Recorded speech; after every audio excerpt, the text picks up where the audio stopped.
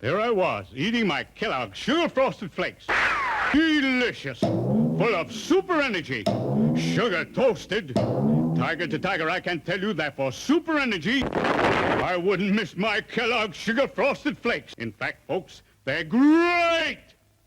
Okay, so I am done with the Christmas-related content now, so it's time to get back to the non-holiday themed stuff. And in today's video, I will be discussing a cereal mascot. Been a while since I've done one of those. And the cereal mascot I'm discussing today is the mascot for Kellogg's Frosted Flakes, Tony the Tiger, who is easily one of the most famous cereal mascots. I will also be discussing his son, Tony Jr., who does not have as much history, but he does still have an interesting past. But before we jump into all that, it would be greatly appreciated if you would leave a like, a subscription, and maybe even a comment. And now that that's out of the way, let's get into the video. As I mentioned earlier, Tony the Tiger is the mascot for the Frosted Flakes cereal, which were first released in the year 1952, and when they were first released, they were named Sugar Frosted Flakes. The cereal was, and still is, corn flakes with sugar, lots and lots of sugar, and corn flakes were actually created by the founder of the Kellogg's company,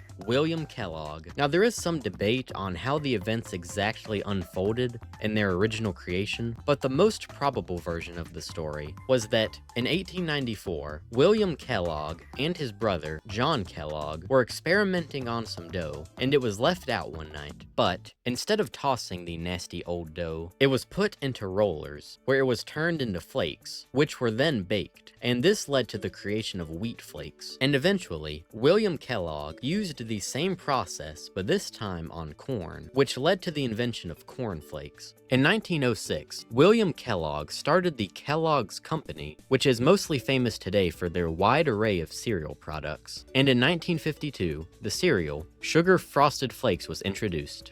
And there were a few mascots designed to perhaps be the cereal's mascot. There were 4 proposed characters in all, and 2 of these mascots, Newt the Gnu and Elmo the Elephant, were never actually used on the box. But the other 2 mascots, Katy the kangaroo and Tony the tiger, did appear on some of the boxes. The 2 also starred in their own television commercials. I'm Katy the kangaroo. New Flakes, Frosted Flakes, Kellogg Sugar Frosted Flakes. I've got a shape that's rather odd. I'm standing when I crouch. But I've always got my Frosted Flakes and an extra in the pouch. Love to hop, but I'll always stop. The Kellogg Sugar Frosted Flakes.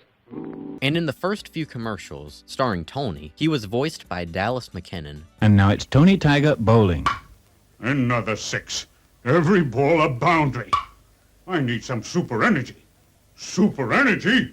I need my Kellogg's Sugar Frosted Flakes. They're great!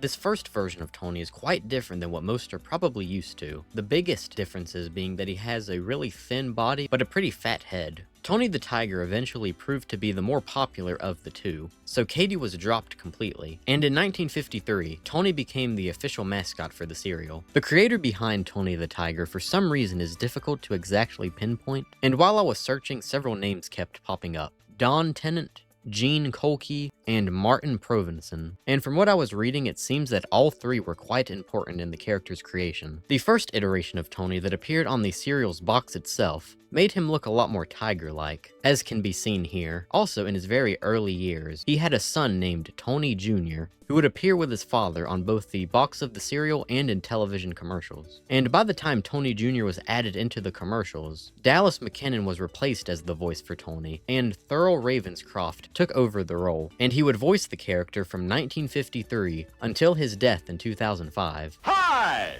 Tried Kellogg's Sugar Frosted Flakes yet? They're great! On me, boy. Throw the spotlight on me! On me! Oh, no!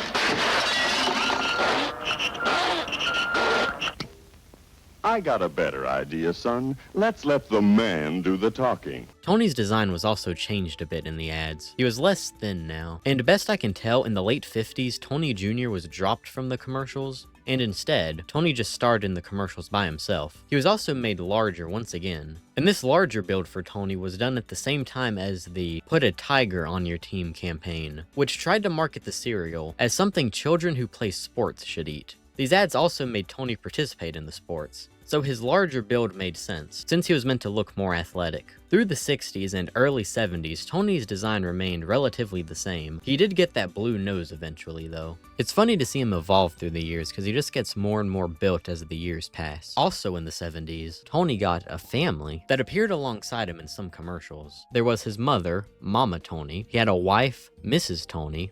Bit of a weird name, you'd think she'd be called Mrs. Tiger, but whatever. He also had a daughter named Antoinette. And finally, Tony the Tiger Jr. made a return. Tony Jr. was even the mascot for the Kellogg's Frosted Rice cereal. With my new Kellogg's Frosted Rice cereal. Remember, Kellogg's Frosted Rice! Comparing Tony Jr.'s design from his first appearance to his newer look that came in the 70s, he looks pretty similar, but since he's just a smaller version of Tony, it's kind of difficult to do anything too different with the character. He did get the blue nose though. Also in his solo commercials, he dropped the red bandana for a blue one, and he also got a new blue cap.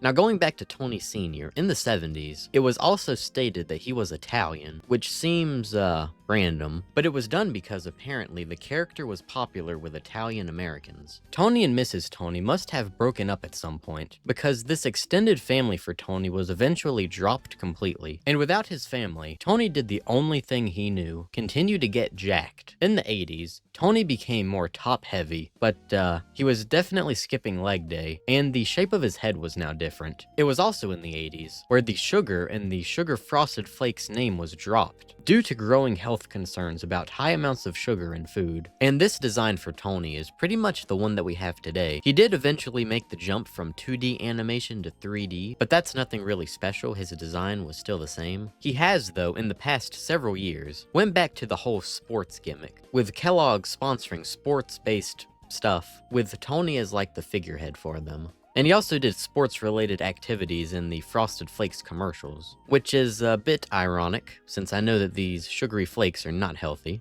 Oh, and Tony also streamed on Twitch at one point. Don't really have anything to say about that. Well, there you have it. A look back at the history and evolution of Tony the Tiger, and his son Tony Jr. as well, who didn't have as much history, but, you know, had more than the rest of his family. Now before you go, it would be greatly appreciated if you would leave a like, a subscription, and maybe even a comment if you enjoyed this video. And I also have several other videos discussing cereal mascots, so I would recommend you go check those out if you liked this one. And with that, I'll see you next time. Goodbye. They're good. Good? Yeah, they're great.